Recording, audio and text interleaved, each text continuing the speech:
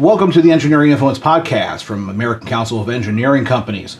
And today we're very pleased to be joined by our board chair, Art Barrett. Art, thank you for coming in. It's great that you're able to do this. We have our XCOM orientation this week, and for our new members of XCOM coming in, and we haven't really been able to talk since November, really. Yeah, it's been a while, but thanks for having me in. Yeah. Great group of XCOM representatives coming in, and really excited to get engaged with them. It's a busy time, and they're coming in at a perfect time. With everything happening.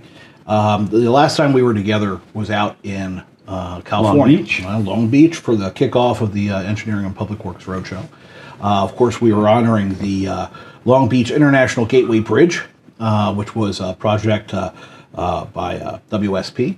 And it turned out, I think it was a great event, but what are your thoughts about that and the roadshow, in general? I guess the roadshow in general, it's just, demonstrating the essential value of engineering. And, we can use it for so many different things, to justify the funding associated with IIJA, to justify the need for young people to get engaged with engineering, the essential value of engineering.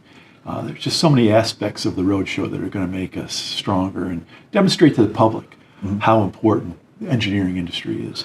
I was kind of surprised by the turnout that we were able to get. I mean, we had a representative from the General Counsel from Federal Highways. We had members of Congress, and we had members from the port.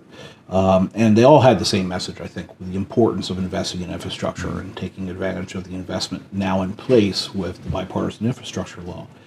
And now with the 118th Congress, more or less, sputtering to a start, where do you see things happening with the bill? Where do you think ACEC should position itself right now at this point? And what are your thoughts? Yeah. So the bill in general, it's down to appropriations now, and both parties agree that we have to have a strong infrastructure bill. And so I'm convinced that, regardless of which party is in the majority at that time, that both parties understand and that there will be continued collaboration to make sure that the funding continues for IIJA and IRA. Both of them are going to be well received by the public, providing services for the public. And again, that's what engineers do. So, we're out there looking out for the best way to spend these funds, the best way to make sure that people are safe with the infrastructure. And, a lot of this is going to come down to the states. The federal government has done its job. You're right. It comes down to appropriations. Now the states have to follow through too, and that really engages our member organizations. So a big chunk of the bill is still with the shared funding. So the states have to come up with the matching funding. There is another section of the bill, though, that is based upon grants and for specific projects. The states in the past are used to the sharing aspect of it and have had bills, but you look across the country.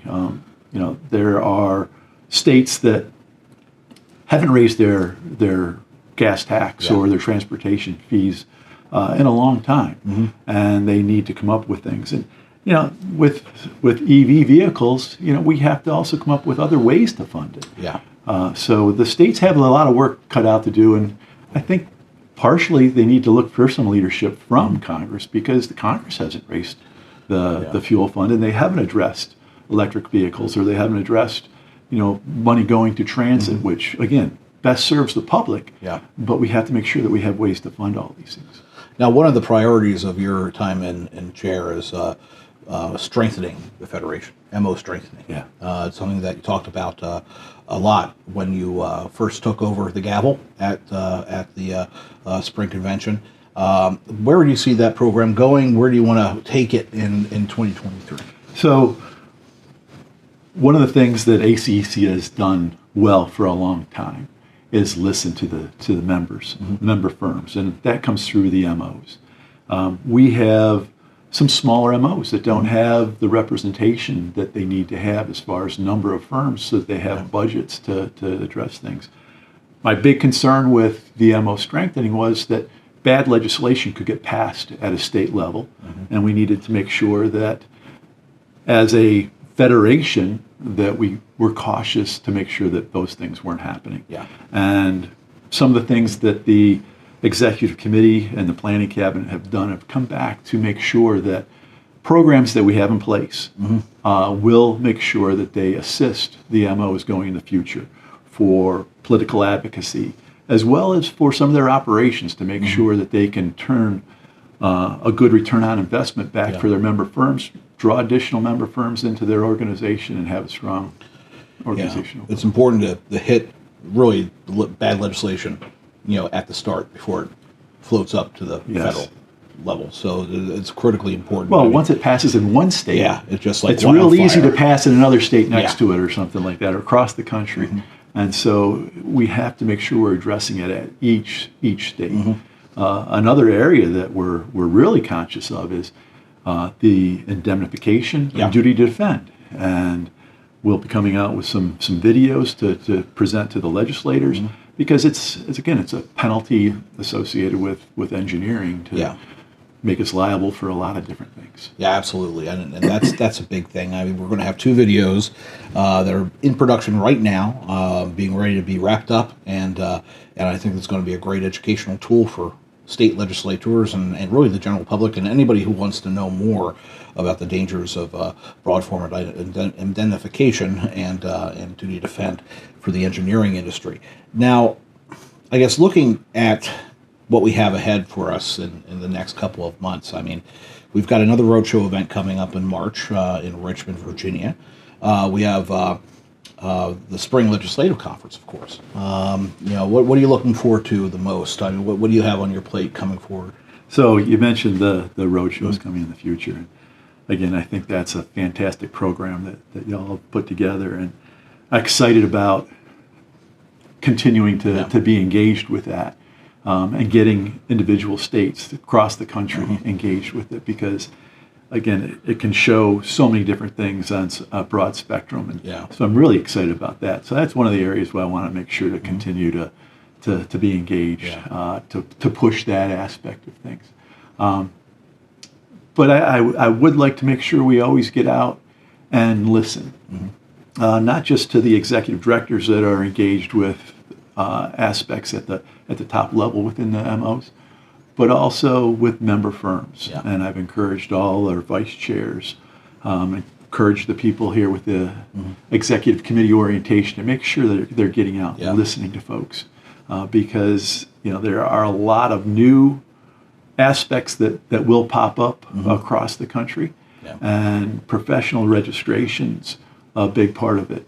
Continuing to have a resource pipeline for students coming through. Immigration is something that's really big issue. It's been a big issue for a long time, but it's really becoming a focal point for some of our advocacy, because our firms need to make sure that we have engineers coming into the future, and we bring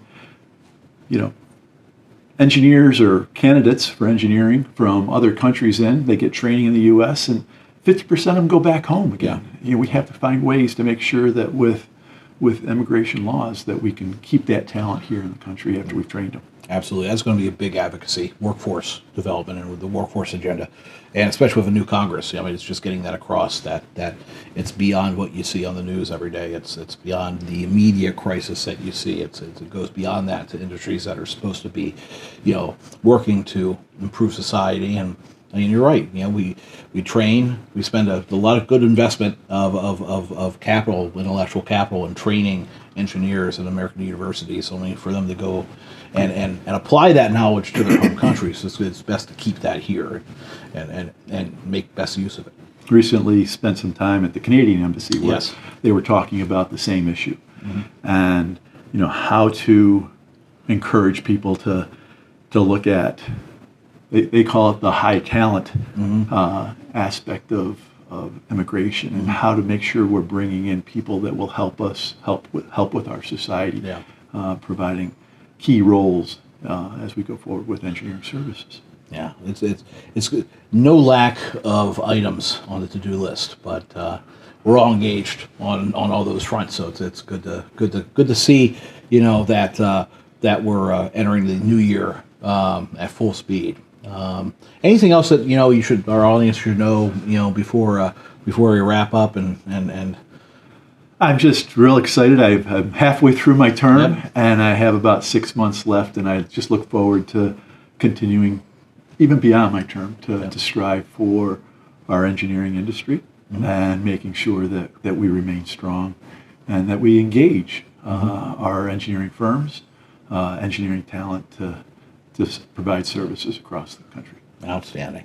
Well, again, thank you very much for joining us today. I really do appreciate it on the podcast. And again, this has been Engineering Influence Podcast from the American Council of Engineering Companies.